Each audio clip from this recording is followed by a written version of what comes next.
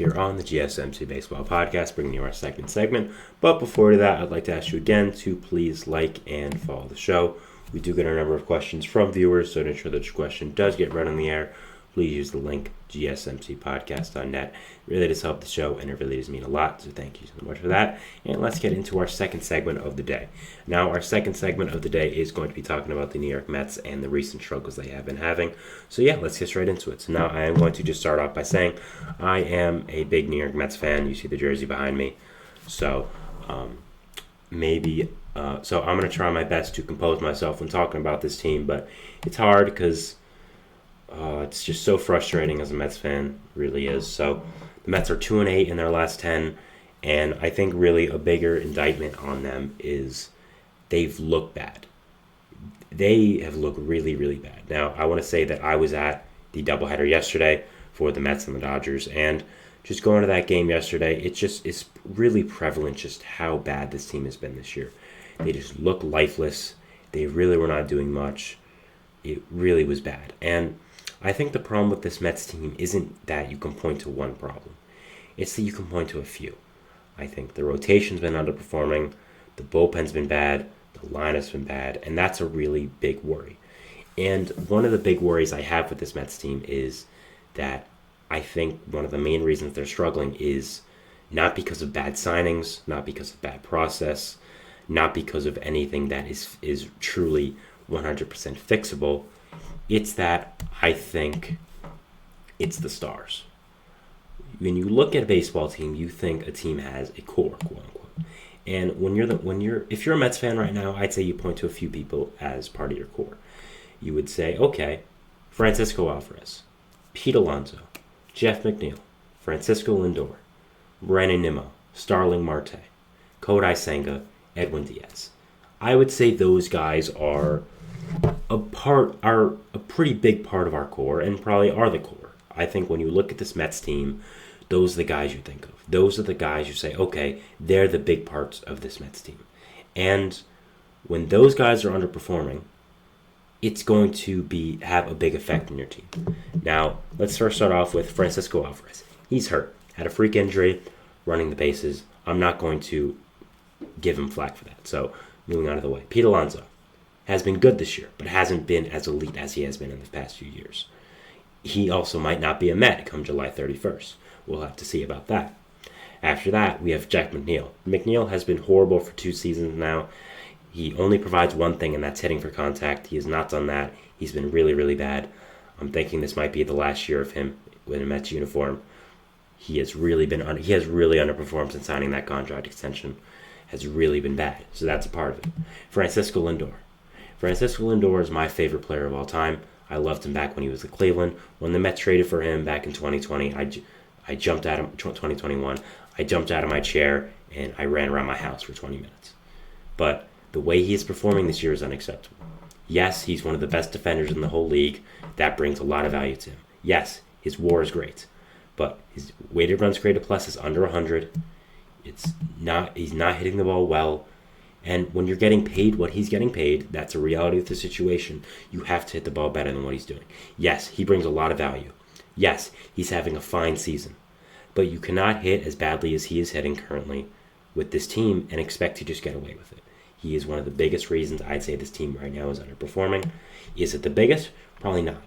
But you cannot hit the ways he is hitting and expect to just have fans gloss over it. It's unacceptable and he needs to hit better.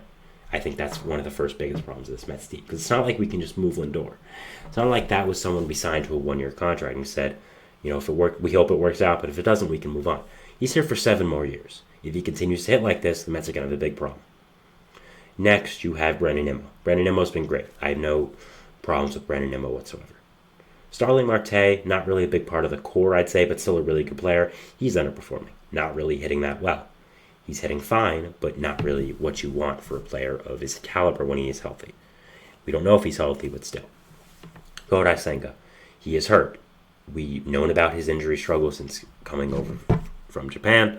He was supposed to get a bigger contract before he got the one he signed with the Mets with the team, but actually failed his physical, and it had to be reworked to give him a less amount of money. I don't know if a lot of people know that, but that is a reality of the situation. he has a lot of injury history, and it is showing this year. He was supposed to be back by now. He is not even close to coming back. He has not even made a rehab start. I don't know if he'll pitch this year, to be perfectly honest, and that's been a big blow for the Mets. Edwin Diaz. Diaz obviously had a freak injury in 2022 in the World Baseball Classic, missed all of 2023, has come back in 2024, has been absolutely horrible. Has blown, I think, 3 of his 4 last saves attempts, has been really, really bad, and has cost the team some games, simply put. So, when you're the Mets, when you're looking at this team, when it's the stars underperforming, when it's the guys who are not guys you can just throw away and pick up the next and say, oh, that was just one bad signing. Oh well, when it's these guys who have proven to be really great players in the past, who have proven to be stars of your organization, the face of your organization, guys with the billboards in the city, when they're the ones underperforming, that's a problem because there's nothing you can do about it. You can't just remove them from the lineup. You can't just move on. So that's a big problem with the Mets right now, and that's something they really need to see being fixed. So you look at the starting pitching of this team. It's fine, but that's it. Severino and Minaya have turned out to be great signings by David Stearns. Both have been really, really good players, and it'll be interesting to see if they're on this team July 31st. Now, personally, I would try to extend one of them and then trade the other. I think I would try to extend Luis Severino. I think that what he's done being back in New York has been really, really nice, and I think he's built for New York. I really like him for the future, and I think he's found a home here at the Mets. I'd like to keep him. I would trade Minaya probably. I think he's had a better season. You could probably get a lot for him. But, again, the Mets could not sell the deadline. We'll have to see.